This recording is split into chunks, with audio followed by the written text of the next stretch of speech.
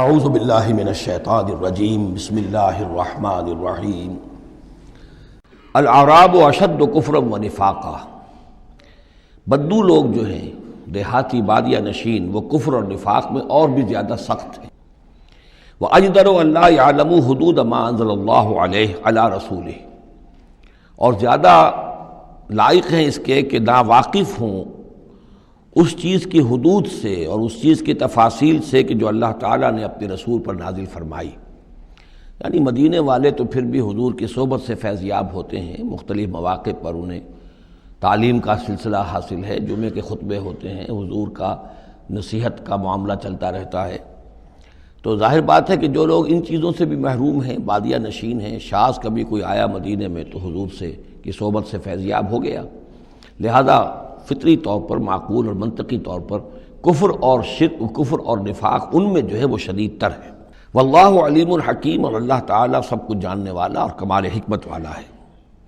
ومن الاعراب، اور ان بدوؤں میں سے وہ بھی ہیں، من یتخذ ما ينفق مغرما، کہ جو کچھ انہیں خرچ کرنا پڑتا ہے اسے وہ تاوان سمجھتے ہیں، یعنی زکوٰۃ ہے، عشر ہے، جو بھی اب ان کے اوپر عائد ہو گیا ہے، جو محصولات ہیں اسلامی نظام کے، اب یہ چونکہ ان کو دینے پڑ رہے ہیں، پہلے تو کوئی نظام ایسا تھا نہیں، تو یہ ان کو ایسے محسوس کرتے جیسے کوئی تاوان ہو۔ وَيَتَرَبَّصُ بِكُمُ الدَّوَائِرُ، اور وہ منتظر ہیں کہ کوئی گردش زمانہ آئے اور یہ جو حکومت قائم ہوئی ہے مدینے میں، جس کی وجہ سے ہمیں یہ سب کچھ کرنا پڑ رہا ہے، کوئی اس کے اندر تبدیلی پیدا ہو جائے، وہ حکومت ختم ہو جائے۔ علیہم دائرۃ السوء، اصل میں بری گردش خود ان کے اوپر مسلط ہے، یعنی جو منافقت ہے جو ان کے دلوں کے اندر، وہ ہے اصل برائی کے جو ان پر مسلط ہے۔ واللہ سمیع علیم، اور اللہ سب کچھ سننے والا اور جاننے والا ہے۔ ومن الاعراب من یؤمن باللہ والیوم الآخر، اور اعراب سب کے سب ویسے نہیں ہیں، بلکہ ان میں سے ایسے بھی ہیں۔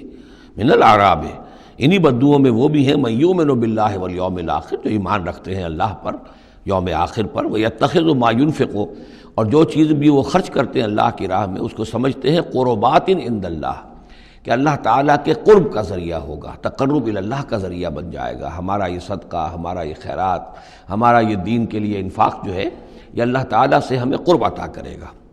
وصلوات الرسول، اور رسول صلی اللہ علیہ وسلم کی طرف سے عنایتیں ہوں گی اور ان کی دعائیں ہمارے شامل حال ہو جائیں گی۔ گویا کہ صاحب ایمان بھی تھے ان بدوؤں میں، سب کے سب منافق ہی نہیں تھے۔ الا انہا قربۃ لہم، آگاہ ہو جاؤ، ہاں ان کا یہ انفاق، اللہ کی راہ میں خرچ کرنا، یقیناً ان کے لیے باعث تقرب ہے اللہ کے لیے، اللہ کے نزدیک۔ سیدخلہم اللہ فی رحمتہ، ان قریب اللہ تعالیٰ انہیں اپنی رحمت میں داخل کرے گا۔ ان اللہ غفور الرحیم، یقیناً اللہ تعالیٰ معاف فرمانے والا، رحم فرمانے والا ہے۔